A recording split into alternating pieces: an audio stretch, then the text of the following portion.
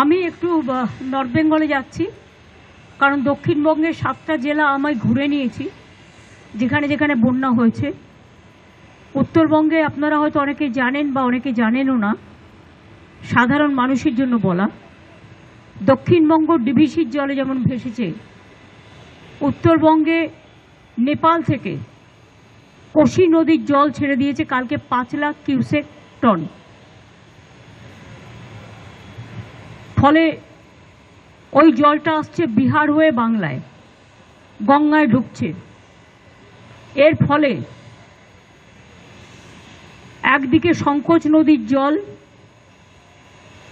কুচবিহার, জলপাইগুড়ি, আলিপুরদুয়ার আক্রান্ত,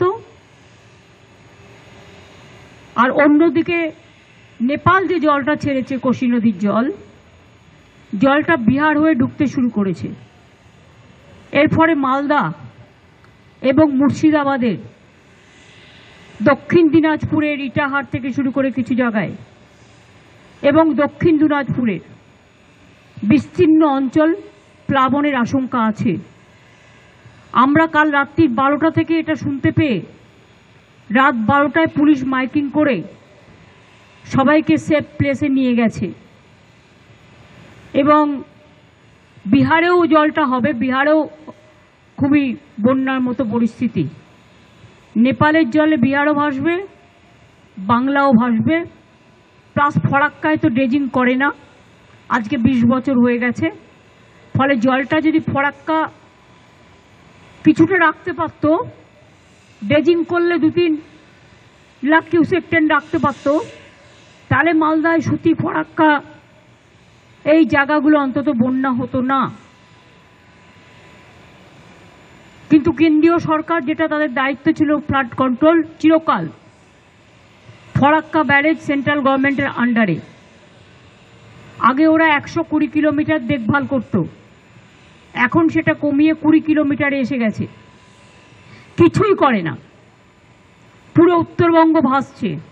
উত্তরবঙ্গের জেলাগুলো নিয়ে মুর্শিদাবাদকেও ইনক্লুড করেছি। আমার বিকেল 5টায় উত্তরকন্যা থেকে মিটিং আছে। যারা ফিজিক্যালি আসতে পারবেন, যারা ফিজিক্যালি আসতে পারবেন না তারা ভার্চুয়ালি থাকবেন।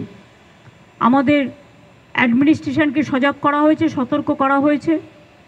পুলিশও রিলিফের কাজটা ভালো করছে, আমাদের রিলিফটা তারা পৌঁছে দিচ্ছে বিভিন্ন জায়গায় গিয়ে তাদের সিস্টেমের মধ্যে দিয়ে। সুতরাং এইটাই হচ্ছে আমার প্রোগ্রাম। বাদ বাকিটা আমি বিকালে কথা বলে জানবো, তখন আমি লোকাল প্রেসকে বলবো।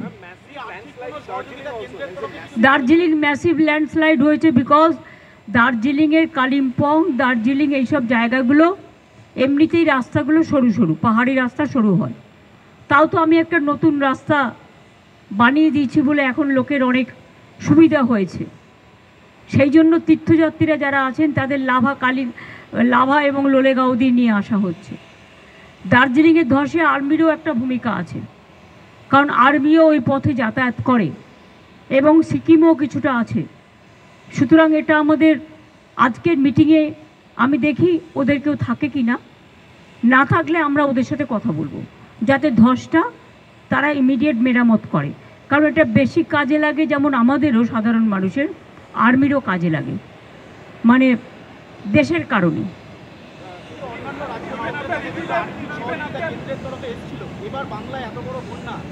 না, কেউ খবরও নেয়নি এবং 1 পয়সা দেয়ও নি। বাংলাই একমাত্র যে ফ্লাডের টাকা থেকে বঞ্চিত। থ্যাংক ইউ, আবার দেখা হবে।